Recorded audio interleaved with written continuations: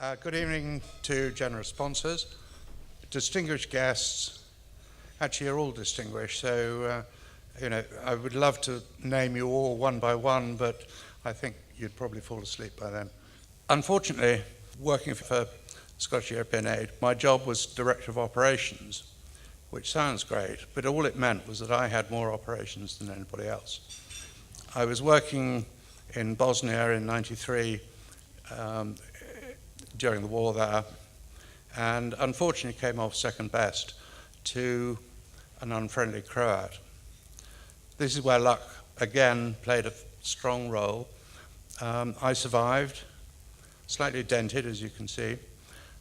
My two colleagues were both killed outright, so it came as a bit of a shock. It was an extraordinary thing. I woke up 6 weeks later in London, in St Mary's, Paddington.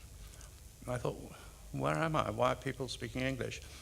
And then discovered that I was missing a few things and couldn't move much.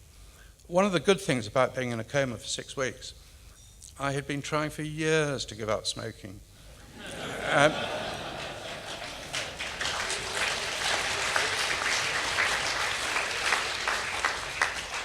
All the withdrawal symptoms happened while I was asleep. When I woke up, I had a tracheostomy and an oxygen supply, and they really don't encourage you to light up at that point.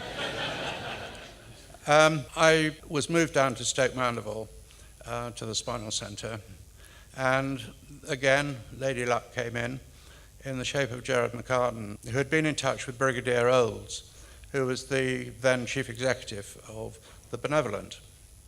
And despite the fact that I'd left the trade, he was down by my bedside in Stoke Mandeville in no time at all and said that the Benevolent would like to help.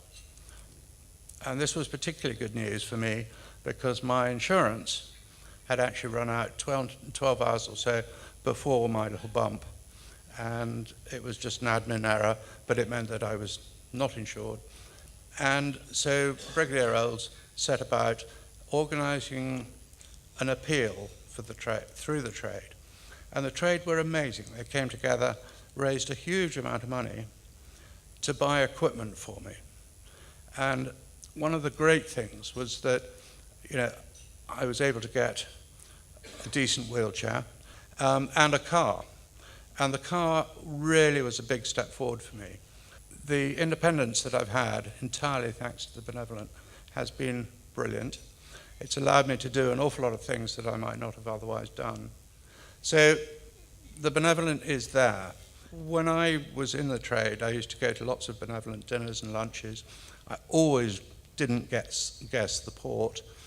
And I thought, well, I've got to support this, thinking that it was a trade charity for broken down alcoholic cellarmen who'd fallen on hard times. How wrong could you be? It is there for all of us, when and if you need it. And whilst I'm not suggesting that any of you are going to become one of the 700 newly paralysed people each year, if anything changes, if anything goes wrong, just remember that your generosity, it's really appreciated.